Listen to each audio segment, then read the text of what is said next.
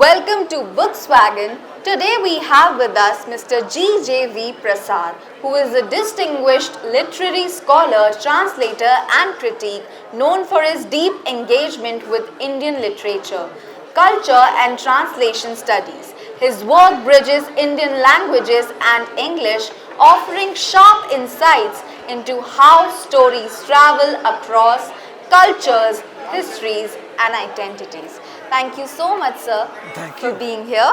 My first question to you is, as a scholar and translator, how do you balance faithfulness to the original text with the need to make it resonate with contemporary readers? I have a definition of faithfulness, which is being faithful to myself, to my reading.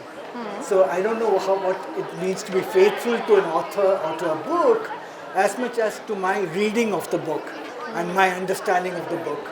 So I'm faithful to that completely. And as far as taking the book across from one language to another, the faithfulness that comes, who are you faithful to? As I said, first to myself, and second to the reader of my translated text. I'm thinking of the reader, and I'm saying this should be a good read for the reader. The reader should be aware all the time that she is reading a book from another language, translated into English, and she should get the sense of reading that I got when I first read the book, my interpretation. If that goes through, I managed to balance everything that I wanted to balance. All right. So, sir, do you believe that translation is more an act of creativity or responsibility, and why? Let me put it like this. All creativity comes with responsibility. Right. So, I think the writer of an original text, the one everybody will think of as a creative writer, is also a very responsible writer, responsible for her or his thoughts, the way they are conveyed in words, the way a story is told, the narrative structure, the pacing of the novel. It's all sense of responsibility that they have to that text and to their readers. Yes. So when you are translating, you're equally creative because you're rewriting in a different language. So you're creative, but your hands are a bit more tied than the original writers because you also have a text that you keep referring back to. And others will refer to after they have read you. And very often, this is what scares me as a translator. Very often when people read a translation, they think they're reading the text in the other language, the original text. Translated text is never the original text. But most readers think it is. So you say, for example, all of us say, we read Marquez. But we didn't read Marquez if you don't know the language. You read a translation. So the responsible translator becomes a bit more because people reading the translator should not get a completely wrong impression of the original text. Right. Which is why I'm saying the only way you can preserve it is to be true to your own reading. And then it gets across. All right. Okay. And what are your views on how Indian literature in English has evolved over the years in terms of voice and representation? You are asking somebody who's taught this for 40 years. So if I start talking on Indian literature in English, I will talk for 2 to 3 hours at least. So let me just put it very simply. We don't have to go far back. We can go very far back when we talk about English literature. We can go to the 18th century if you want. But let's start even with Raja Rao's Kantapura kind of thing. So we are talking about an evolved literature, a literature which has always been extremely interesting, and a literature that's always been engaging, and a literature which towards after Salman Rushdie's Midnight Children found a market all over the world. Right. But it's not as if very good literature had not been written till then. Of course it had been, and it continues to be. The thing about Indian literature now is that it engages with almost all strata of society in a way in which it didn't before. Having said that, I won't say it did not at all. It did. It's just that the market has grown And since the market has grown, the engagement with readers in terms of this various state of society is much deeper now, right? So that's exciting. The exciting thing about Indian literature, again, is a kind of democratization that's happened of voices, of writers, and of readers. This is extremely exciting. I like to come into a book fair like this or any event and see young writers signing copies and copies and copies of books and lines of readers waiting to get them signed. That's exciting. Today, for example, I heard somebody announce saying, please don't get more than one copy of book to be signed here. So that's exciting to me, right? That this is happening. So Indian literature, I would say, one of the things that's happened is that English was always an Indian language, but it is now seen more and more as a language of a number of people, a lot of people across social classes.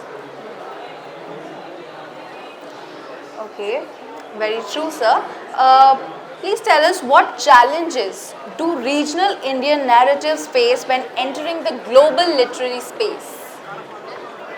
You know, there is a resistance to translation everywhere, all over the world. In the Anglophone world, they hardly ever read translations. Right? Even in India, translations don't travel very well. I mean, when you look at bestseller lists, you're hardly ever going to find translations from Indian languages. That's not going to happen, right? Not in the near future. But one of the things that is easy for translators in India now, if they think about it, is that Indian English having done so well that when you're translating from Indian languages to English, you should simply think you're writing an Indian English novel. So, in a sense, you're writing an English novel for Indians, right? So that makes it easier because you don't have to think of, will Americans accept this? Will the Britishers accept this? Will the Australians accept this? Will this language work for them? You don't need to worry at all about that because, look, they read Indian English novels, so if Indian English novels can travel, if Salman Rushdie can travel, if Kiran Desai can travel, you can travel too, right? So Indian English literature, in translation, Indian literature translation, we travel. What challenges, what stops them from traveling? It's simply a mindset. As I said, even in India, people are resistant to reading translations. So you can imagine the rest of the world. There is a huge resistance. But I'm not saying that's true of the whole world. I'm talking about the English-speaking world. Right. And I think things will change, hopefully will change, and are changing. I'm always hopeful, I'm always optimistic. And I think Indian literatures will travel the world. Even if not simply take the Anglophone world by storm, but in other languages as well, all the European languages, we don't get translated to other languages as big a way, and we should. Okay. So, in your view, how can literature actually help readers, the young readers especially, understand the cultural and linguistic diversity better in India? This is where translations actually play a major role, right? Because in a country like India, I mean, let's get to the basics. In a country like India, which is so hugely multilingual, right? To the extent that you would take a state and you'd say there are 100 languages spoken in that state. Yes. If you go to Northeast, most states would say that. Yes. So, but we would stay with 22, 24, 26, 28 languages, etc., etc., etc. Right? But we don't even have translation among the major languages. We don't know each other, right? If I go to a class and if I ask a group of young people that, listen, you're on the road and you see a procession coming, there is a military band playing, there are crackers being burst, there is dancing, what's a procession? And most people would say it's a Bharat, right? In parts of India, in South India, it's a funeral procession. Right? So, same Hindu, same religion. So it's not even across different religions, same country, but we just don't know each other. We just don't know each other. We don't know each other's food. You would be surprised to see how late the masala dosa and idli actually enter the north. Right? Ubiquitous, everywhere now. In the 1930s, 40s, I don't think they were available here at all. I'll tell you why I'm saying it sounds like nearly 100 years ago. But in terms of India, the culture, civilization, what is 80 years ago? Nothing, right? And it wasn't available here, right? You can't get good North Indian food as easily in the South. You won't get any of this food in the Northeast. So we need to know each other, and translations are one way of getting our cultures across to each other in stories. You see, stories work. Stories always work. So narratives always work. So that's how translations take us across to each other. Yes, sir. Translation is indeed a very critical aspect of understanding literature in all languages for everyone in India. Please tell us a little bit about the book. Why this particular book, and what exactly is the dark hours of the night about? This is a very, very famous writer now, Salma. She's also an MP, a very political person. But Salma created, she's done things in Tamil literature which were not done before, right, for a long time. That is, she's got the women's voice, questions of sexuality, etc. After a long time. Tamil had it to begin with, but after a long time, you hear it to the contemporary women's voices.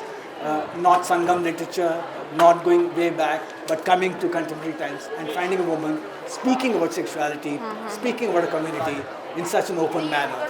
Right. So, Dark Hours of the Night is a very controversial book. It shook up a community, shook up readers.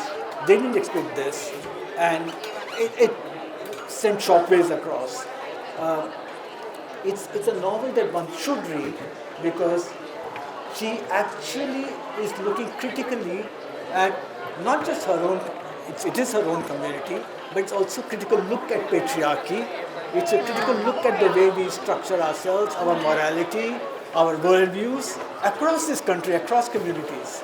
Right? It makes you think about the place of women in society, about the place of education in society. So this is a book, but it tells you there's some very interesting stories. It's not just, it's like many women's novels, it's a novel about a community. And because it's a novel about a community, it's a novel of many characters and their stories which are interlinked to each other. And it is about, in a sense, if you look at it as who's the central character is a young girl who is growing up. So it's about the families around her, the extended families, friendships, and with also the not just the Muslim community but also the Hindus in that village. So it's a wonderful read. It's a wonderful read. You want to know what happens to each of those characters. In fact, I was telling Salma that you want to know what happens to this girl after the end of the novel. And she said, oh, you will know because I'm writing the sequel. After so many years, she's actually writing the sequel. I hope to translate that as well as soon as it's finished. Because you really want to know what's happening. It's a book worth reading, mainly because, forget everything else. These are wonderful stories to read. So it's just a beautiful novel to read. So, yes. All right. That sounds like a very interesting book, a very interesting topic, and it's pretty evident why you would choose something like that. Any last message for the readers at the end? Read. Buy, borrow, steal, do anything you want, but don't steal here. I'm not advocating that. But get your hands on books and read them. They'll make your life. All right. Thank you so much, everyone. Thank you, sir, for being here. This book is now available at bookswagon.com. Right here.